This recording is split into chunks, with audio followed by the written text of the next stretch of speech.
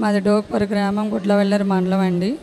దైవజనులు ఎప్పుడూ ఒక మాట చెప్తూ ఉంటారు, గర్భఫలాలు లేని వాళ్ళు ఎవరైనా మీకు కనపడితే చెప్పండి, వాళ్ళకి గర్భఫలాలు వస్తాయి అన్న రీతిగానే నేను చేసే స్కూల్లోనే ఒక బాబు 5th క్లాస్ చదువుతున్నాడు.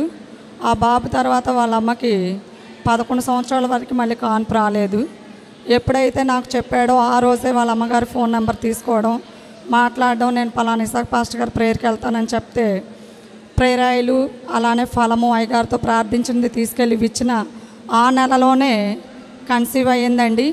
అలానే మన ప్రార్థనా శక్తిలో హైదరాబాద్లో IVF చేయించుకున్న అమ్మాయి పిల్లలే పుట్టరని డాక్టర్ చెప్తే అట్టి రీతిగానే మరి దైవజనులు చెప్పినప్పుడు మరి అమ్మాయి గర్భం ధరించడం, పిల్లని కనడం కూడా ఆ సాక్ష్యాన్ని నేను ఎత్తిపట్టుకొని చూశాను.